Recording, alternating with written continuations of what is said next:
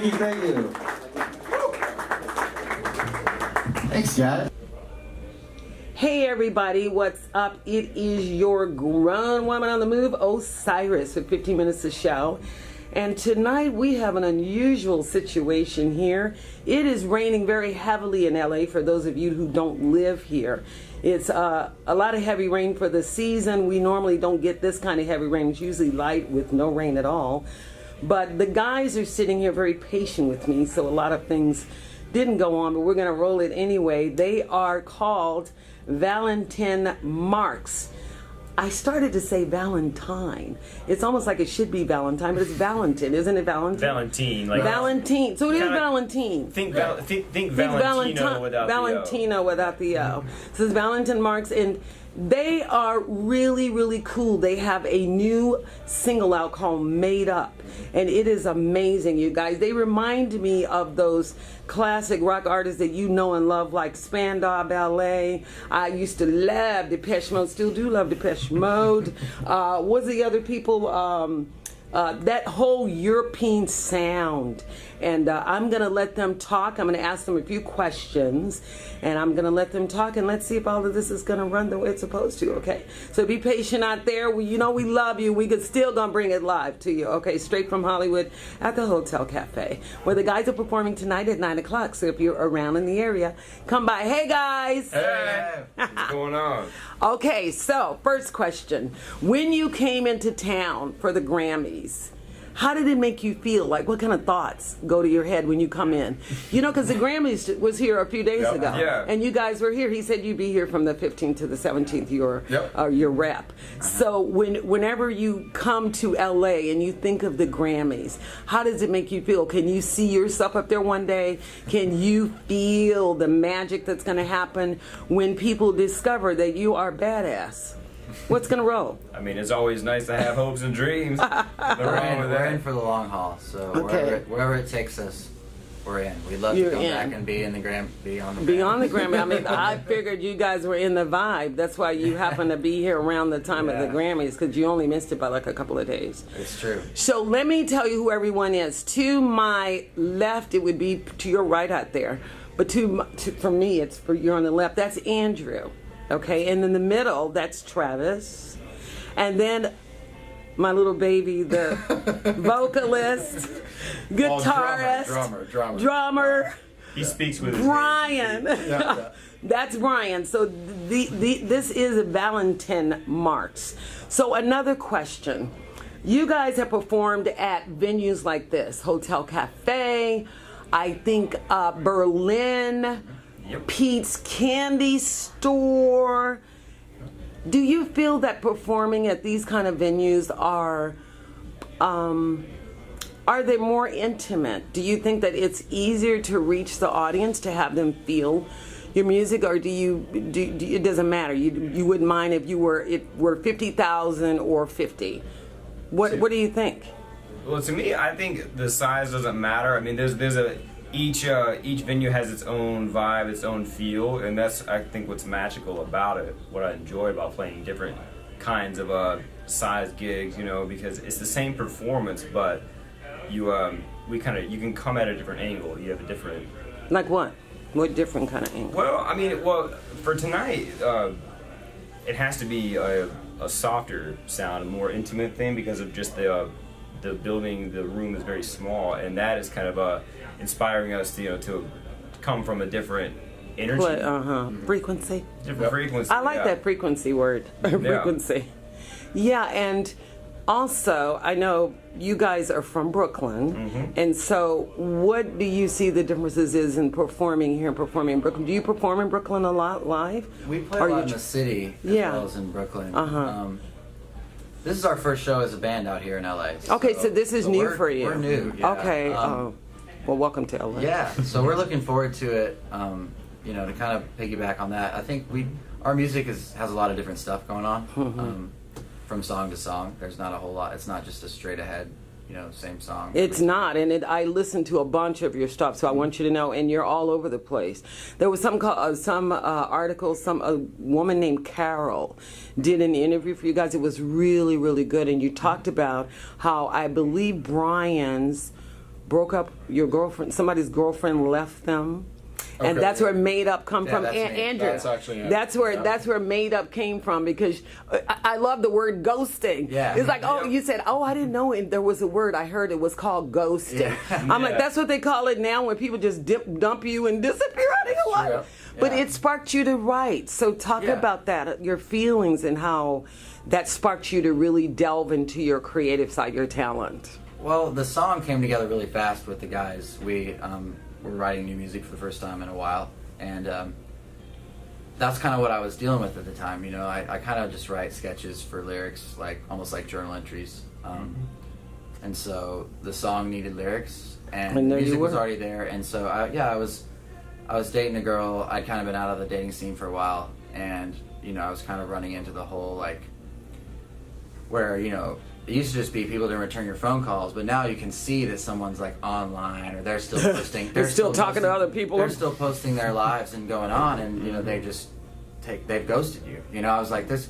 And somebody was It like, is "Oh so man, like you got ghosting." ghosted," and I said, "Oh man, that's a hell That's of a a thing." new You know? word. So that was kind of where the song came from, of just kind of like, you know, I feel like a lot of times music can empower emotions that can be kind of humiliating or like humbling. You know, where like you can take something like that where it just makes you feel like crap and write a song about it, and now it's like the song actually- has more power than the situation did. You know. So. Absolutely, and actually when you go through things like that, it really deepens your emotion. A lot of people do their best work when they're going through heartbreak, something's going on, someone did something tragic or traumatic, and their lives really inspire a lot of great songs.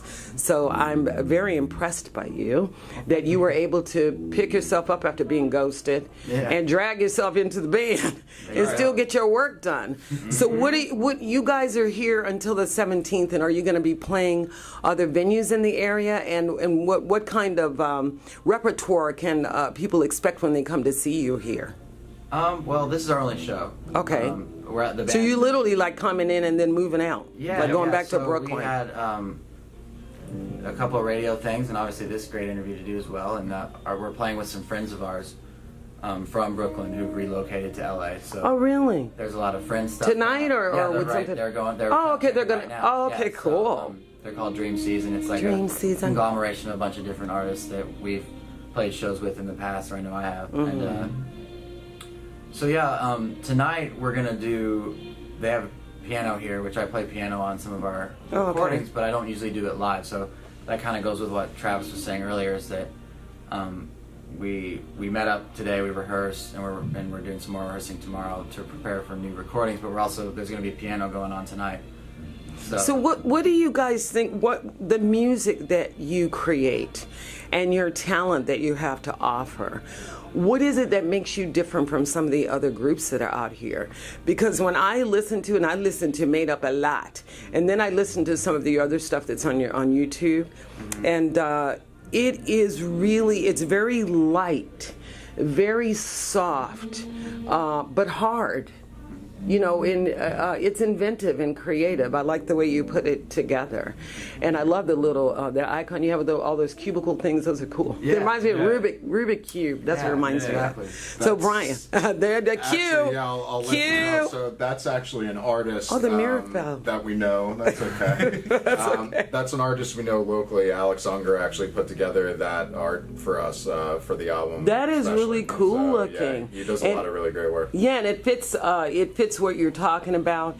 Now, how do you combine what's going on socially? Are you guys politically involved with things, or are you like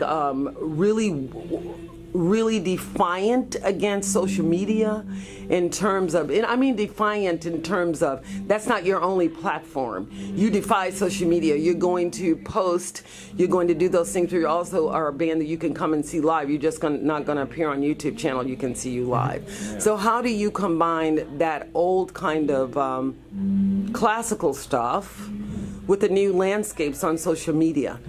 How do you get yourself out there and help promote yourself? And your rep is doing a great job, because he's the one that contacted me here. Yep. So I would say that I wouldn't say that our music's politically oriented at all. I'm sure we all have our own beliefs, but we really try to kind of keep all that separate. Music is much more, a representation of kind of things we've gone through in our lives, and Obviously, Andy's great songwriting, but we kind of stay away from that. A time to come to our shows, a time to intimately engage with the band and feel the emotions of the music and kind of detach from all that noise that's out there right now. So that doesn't affect you. Anything that's going on out there, you guys are all about building your brand, building your name, and getting your sound out there and letting people hear about you. Yeah, I think social media can be a tool. It definitely that can be used in a positive way, and we try to utilize it in that sense. I know that probably anything I post on Facebook or any of the other social medias, it's always something to do with my band. So most of the time, it's the platform that I like to share. But there's a lot of noise out there to get caught up in too. So absolutely, you want to stay out of that noise. You want to be the one that doesn't get in all of that, because it kind of takes away from what you want to do creatively. Now, how did all of you meet? What made you form Valentin Marx? What's happening with that? Well, Andy and I, we grew up together. Oh, I've known in Brooklyn? him since junior high down in Alabama. Alabama, Yeah. from the South. That's right, the deep Hotel South. Alabama. So I'm a Southern girl. we were good buddies growing up, and then we kind of both went our separate ways, going to college for a good stint of time, and then he was up in New York, and I moved up there, and it had been years since we reconnected, but we did, and he was playing music and he needed a bass player. I jumped right in, we fit together. And then Brian, how did you get in there? I actually joined the band a number of years later after Travis and Andy had been playing together. I happened to be in a rehearsal space, so I shared a rehearsal space in another band that I'm in, and so Andy basically held the lease on the space there. So it's kind of a great little thing. There's a huge place where hundreds of musicians basically come on any given night or any given day to rehearse. So you have to have a good rehearsal spot, and that's really where we linked up. But I really got kind of linked into the band after I think we played a show together at some point, and Andy had said that their drummer was leaving. And there you go. You kind of showed up right at the right time. Only 2 shows back in probably 2013. And that's kind of where we took a bit of the hiatus, and that's where, as we were talking about before, we've re-emerged now, about a year ago now. Okay, and the hiatus was what? You guys just wanted to pull some things together, get some more writing and some more songs, some more work done. I struggle with drug and alcohol abuse. And you know what? You have no idea how much people want to hear real stories, and they don't want to hear people trying to fake like they've never had any problems. Yeah, so we're not there. So I went to, my family lives in Kentucky, and that's actually where you're from. I live most of the time now. Okay. But, so I went down there and kind of went through it, and so. And don't you think that to me, if there's a struggle, there's a way to deepen that talent. That struggle usually leads someone to go deeper inside of themselves. You can come with some great music that way and some great stuff. And I think there's a lifestyle component of music and the industry of it leading you in all different directions. It might not just be drugs or alcohol. It can be. It could be anything. Women, clothes, whatever. And I think clothes, food. You asked a question earlier about what motivates us. Yes, what motivates you? And I think that with us, we're older. We've been playing music for, You don't look older. 20. You look young. We're in our 30s, so He's like, shut it off. Our music is, when I write, it's mostly I want to be. My goal is to be like an artist, like Deer Hunter. But you are an artist. Be an artist of that ilk, where you feel personally connected to the people who are writing the music, and so you're almost going on the journey with them. That's with our music being different. I like the idea that people can trust us. That when a record comes out, they're just they know it's going to be good, and it's not hey, and you're going to deliver this type of music. So and that's also to go back to that first question, it's playing a venue like this, doing new things. It's good because people are right there with you. I can see on someone's face if they're enjoying it, or. And talk to them afterwards, and it's just a better way of getting the new stuff out there, Yeah, and some of the bigger venues, the intimacy isn't there because you have a big crowd and they're fulfilled and everything. But in the small, this is just so you guys know, this is the way music used to happen in clubs and in little hot spots where you hear a band, next thing you know, people are standing outside, you can't get in the door because the room has filled. And then they started moving people to bigger, the artists to bigger venues. But sometimes the bigger venues can drown the artist out. Like you're on stage with all these other people and then, okay, what was your message and that sort of thing. So I think intimate venues as well as larger venues, they both are important, and that's why I'm bringing that up. Absolutely. And in terms of journeys, I mean, that's your journey, that's where your story is, and that's what your fans want to hear. They want to hear that you're some perfect person and you've never done anything bad. As a matter of fact, bad is good these days in some ways. Okay, so but like a lot of people can relate to those kind of things, and that it has enriched your ability to write. So what kind of music can we expect from you guys? After this album, are you working on a second album? Are you going to be traveling out of the country anytime soon? What's going to happen? Are you doing any kind of tour in the States as well? The goal is we're booked right now to go in the studio in May.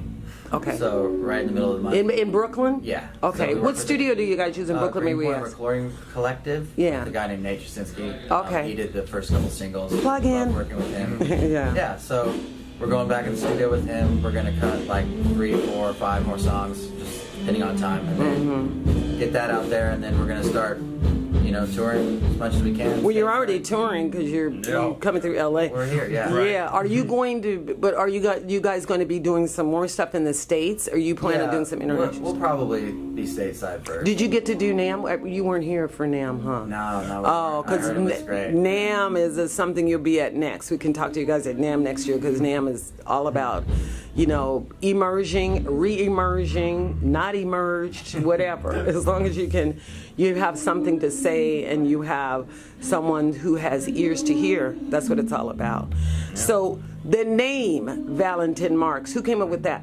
My brother actually did. Really? Why Valentin Marx? It's Is it some kind of cultural thing? Yeah, it's like my family is Kissel. My last name's Kissel. It's not a super common last name, and my brother is really into like ancestry, and I guess that he traced it to that. Marx was the son of a guy named Valentine. Like Karl Marx? Yeah, M-A-R-X. Wow, but they were Kissels, so like they were the first ones. They were the first recorded immigrants with my name in the United States. Really? They were like on the record. So like he was like, that'd be a cool thing to put together, and I was putting this project together like as a solo thing like maybe 8 years ago, and I just grabbed that name and ran with it. I love that name. It really just. Yeah. I couldn't determine if it was one person or three. I'm like, okay, is it a band or? Well, people used to think that was me. I did. Because I said, oh. And I said, no, it's a band. It's a group. Yeah. But anyway, so we are looking forward to seeing you guys on the set at 9. Our show is only 15 minutes. So shout out social media. Where can we find out more about Valentin Marx? So we're on all social media apps. So look us up on Facebook, Valentin Marx, or Valentin Marx Band on Instagram. Okay, so it's called Valentin Marx Band. That's the tag or whatever. Okay, you tag. Google it. Hashtag. Look us up. We're all over there. We're on Twitter. We're on YouTube. Are you guys on LinkedIn too? All of them, or just the social platforms like Facebook? LinkedIn, yeah, but we're on all the. We're on everything else. Okay, cool. Okay, so everyone out there, they are a charm. I love the way people can make things come together. And so these three guys, I see future in their eyes. I see love. I see that you guys care about each other. And I see they got some hell of a good music. So all of you out there, pick up their single. Go online. I listened to it 5 times today. And I was having a kind of a bad day today. And when I listened to it, it softened my heart.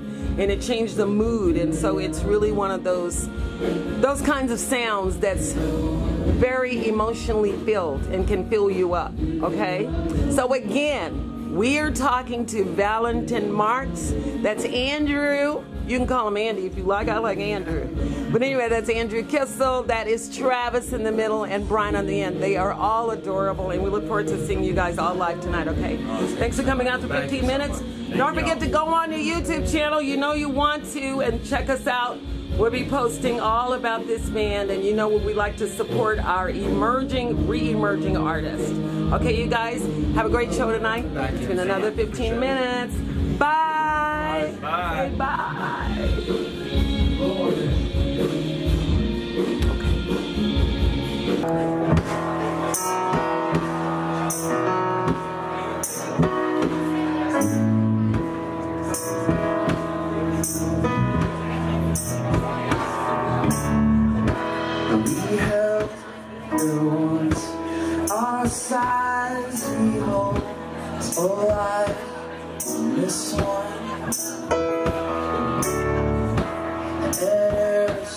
world.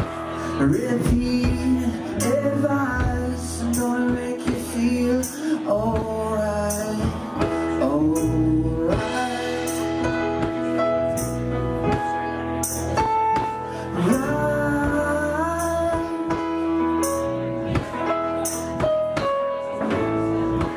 We're all gonna go and turn me off. No one makes it here on our own. So whose side are you on? It's real sometimes. Closing on is fine.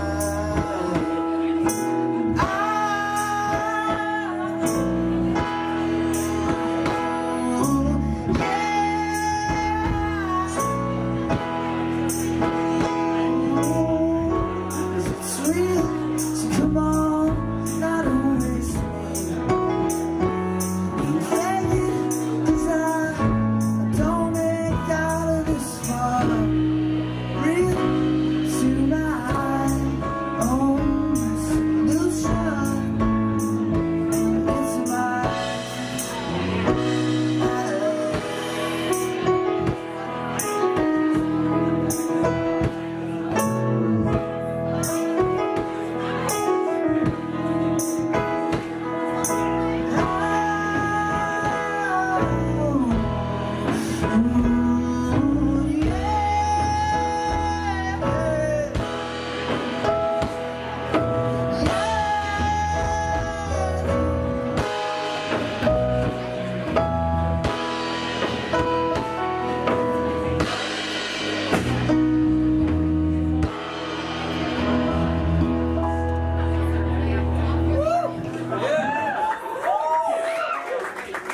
Cool. Thank you guys. I'm a little rusty on the old ivory, so I appreciate your